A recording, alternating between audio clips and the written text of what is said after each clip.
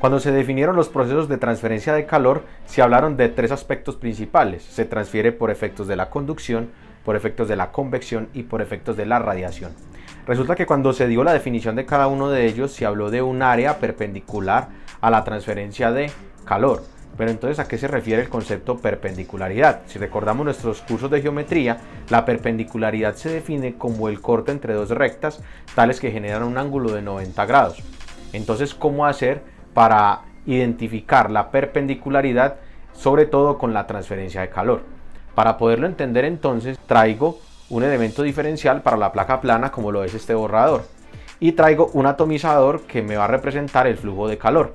Entonces, el área sobre la cual quede impregnado mi elemento diferencial desde el atomizador, pues va a ser mi área perpendicular.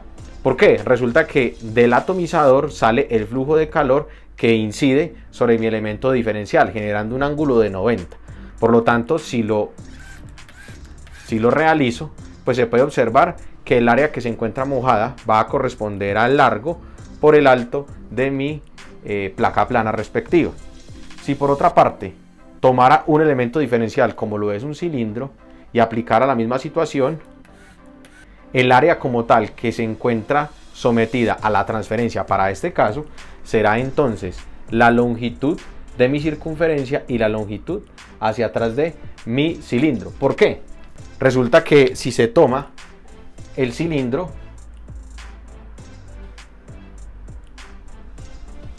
el área correspondiente se puede extraer de la siguiente manera. Si se hace un corte por toda la mitad de mi cilindro, pues voy a lograr obtener un rectángulo de dimensiones de altura 2 πr, y hacia atrás pues tengo la longitud de mi cilindro correspondiente. Entonces el área respectiva pues va a ser lado por lado, donde va a ser 2 π rl, siendo esta área entonces el área perpendicular cuando se trate de un cilindro. Si por otra parte se estudiara el hecho de tener una esfera, ¿qué pasaría entonces con el flujo de calor y cuál sería el área perpendicular? Al ejecutar el atomizador correspondiente se puede observar cómo nuestra bolita quedó impregnada sobre esta cara del elemento diferencial. Entonces, para poder determinar el área de esta esfera, vamos a realizar algo similar a lo que se hizo con el cilindro. Si se tiene la esfera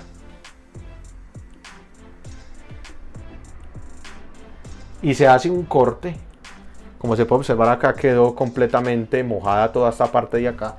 Se tiene entonces que la altura va a ser de 2r, y cuando se abra la esfera correspondiente, pues vamos a tener la longitud completa de nuestra circunferencia, que corresponde a 2 πr. Por lo tanto, el área perpendicular a la transferencia de calor para la esfera va a ser entonces de 4 πr al cuadrado. Teniendo en cuenta las áreas respectivas perpendiculares a la transferencia de calor, miremos entonces ahora cómo se convierten las definiciones de la conducción, de la convección y de la radiación para nuestras tres geometrías principales. Para ello entonces voy a partir primero de la placa plana. Resulta que se había dicho que para la placa plana el flujo de calor, en este caso unidimensional, va a ser entonces menos la conductividad por el área, por el cambio en la temperatura con respecto a la posición. Considerando que nuestro sistema se trata de una placa que se encuentra sometida a una temperatura 1 en el lado izquierdo y a una temperatura 2 al lado derecho con una conductividad K, podemos separar variables e integrar esta ecuación.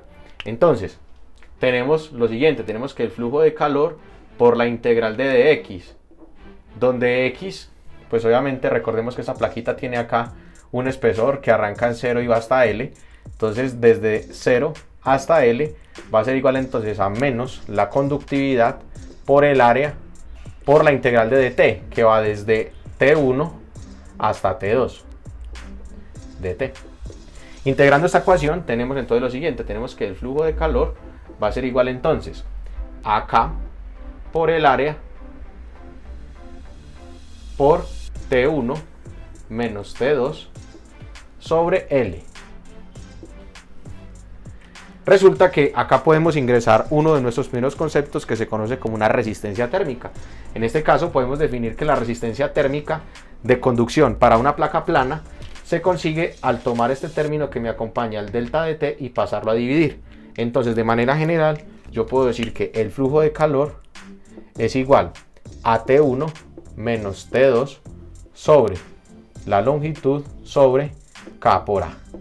Y este denominador corresponde entonces a la resistencia de conducción para una placa plana, que de manera general podemos decir entonces que es un delta de T sobre L sobre K por A, donde recordemos que esta A fue la que acabamos de observar, que corresponde al área perpendicular al flujo, que en este caso pues va a corresponder a la cara que está aquí en la parte de atrás de nuestra plaquita respectiva, considerando que el flujo de calor viene de izquierda a derecha. Entonces va a ser la profundidad por la altura respectiva, esta área de acá. Para la transferencia de calor dentro de un cilindro es necesario tener en cuenta que la temperatura cambia radialmente tanto para el cilindro como para la esfera. En este caso podemos decir que el flujo de calor es igual a menos la conductividad por el área perpendicular a la transferencia por el cambio de la temperatura con respecto al radio. Recordando que esta área perpendicular para el caso del cilindro se define como 2πrl, aparece que este radio cambia con este diferencial, a diferencia de lo que sucedía con la placa plana, donde el área permanecía constante dentro de la transferencia. Entonces, teniendo en cuenta que el cilindro como tal tiene en T1 un radio 1 y en T2 un radio 2, podemos entonces separar variables e integrar, teniendo en cuenta estos límites de integración. Entonces podemos decir que el flujo de calor por la integral de dr sobre r desde R1 hasta R2 es igual a menos la conductividad por 2πl por la integral desde T1 hasta T2 de dt. En este caso, mi lado izquierdo aparece como el flujo de calor y la integral de dr sobre r pues corresponde al logaritmo natural del límite inferior sobre el límite superior. Entonces en este caso es R2 sobre R1 y esto es igual. Este menos puede ingresar a la integral cambiando los límites, por lo tanto me aparece que es 2πkl por T1 menos T2. De esta manera entonces se puede definir también lo que se conoce como la resistencia de conducción, pero para un cilindro, diciendo entonces que el flujo de calor respectivo va a ser igual entonces a T1 menos T2 dividido el logaritmo natural de R2 sobre R1 y esto dividido 2πkl, que de manera general podemos decir que es un delta T sobre el logaritmo natural de el radio más grande, que en este caso es R2, sobre el radio más pequeño, dividido 2πkl, siendo entonces este denominador lo que se conoce como la resistencia a la conducción, pero para una geometría cilíndrica. Para el caso de la esfera tenemos la misma definición, entonces el flujo de calor va a ser igual entonces a menos la conductividad por el área, por el cambio en la temperatura con respecto al radio. Resulta que esta área perpendicular a la dirección del flujo pues se define como 4πr al cuadrado, apareciendo entonces nuevamente el radio y cambiando directamente entonces con este diferencial.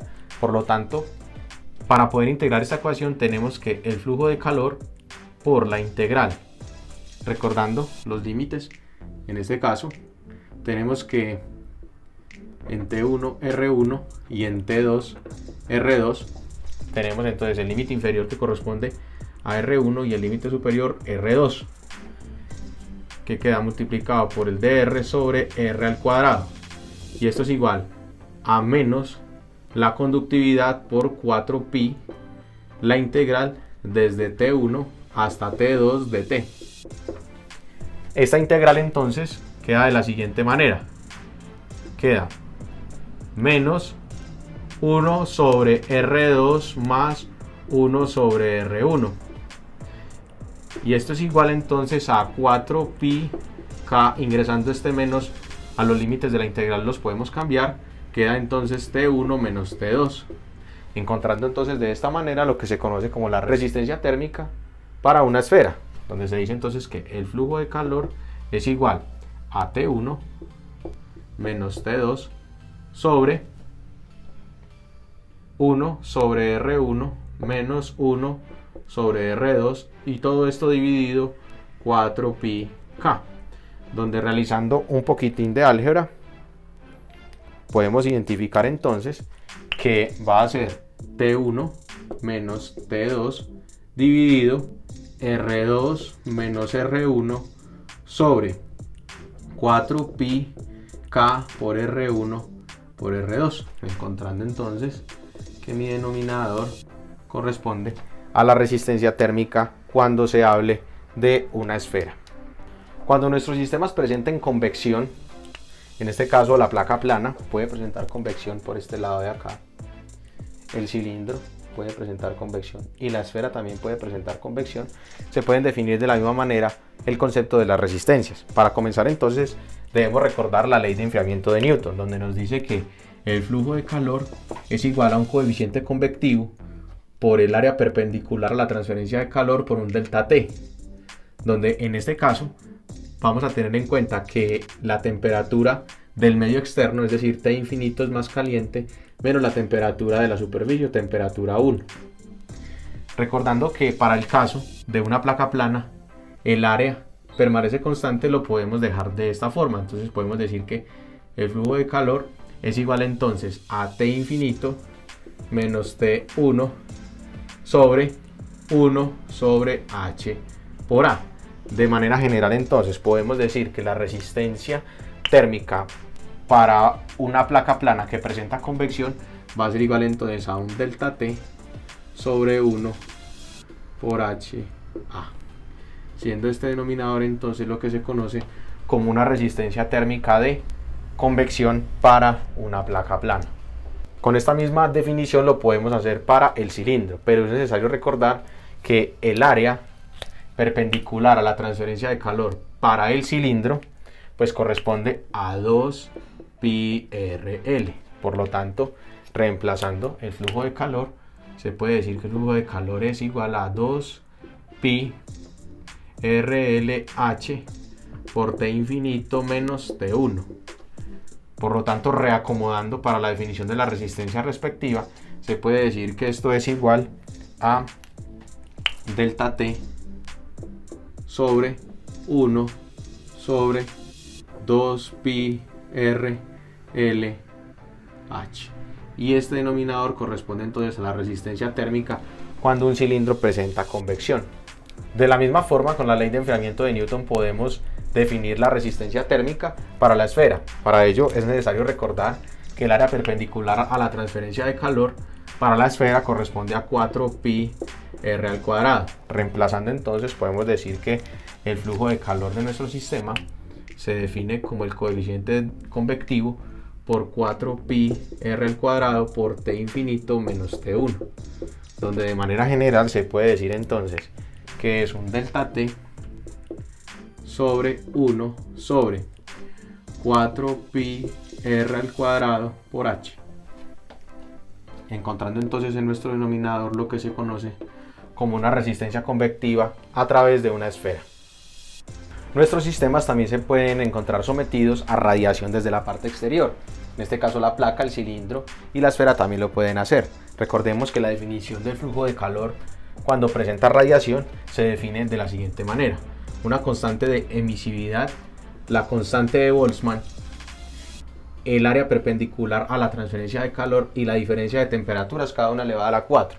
En este caso vamos a considerar que la temperatura de los alrededores es la temperatura más alta, por lo tanto tenemos que T de alrededores a la 4 menos T en la superficie T1 a la 4 va a ser nuestro delta T.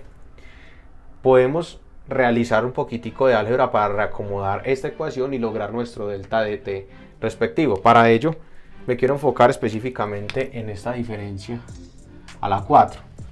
Entonces, ¿qué puedo hacer yo? Puedo decir que t alrededores a la 4 menos t1 a la 4 va a ser igual. Entonces, como es una diferencia de cuadrados, pues puedo decir que es t alrededores al cuadrado más t1 al cuadrado por t alrededores al cuadrado menos t1 al cuadrado. Y aquí me aparece nuevamente un binomio restando, por lo tanto puedo decir que esto es igual a t de alrededores al cuadrado más t1 al cuadrado por t alrededores más t1 por t alrededores menos t1, encontrando acá nuestro delta de t para hacer la similitud de nuestras resistencias correspondientes. Por lo tanto, reemplazando nuestro flujo de calor, de manera general podemos decir lo siguiente, que es la emisividad, la constante de Boltzmann, el área perpendicular y toda esta expresión donde es t alrededores al cuadrado más t1 al cuadrado por t alrededores más t1 por t alrededores menos t1. Reacomodando de manera general para cualquiera de los tres, podemos decir que el flujo de calor entonces va a ser t alrededores menos t1 sobre 1 dividido la permisividad, la constante de Boltzmann, el área perpendicular, t alrededores al cuadrado más t1 al cuadrado por t alrededores más t1. Con esta ecuación entonces podemos definir las resistencias para cada uno de ellos. En este caso, pues para la placa plana vamos a reemplazar la base por la altura. Para el caso del cilindro, para la placa plana, vamos a decir que es base por la altura. Para nuestro cilindro, vamos a decir que es 2πrl. Y para nuestra esfera, pues vamos a decir que es 4πr al cuadrado. Y de esta manera entonces tenemos definidas todas las resistencias que se pueden presentar dentro de nuestro sistema.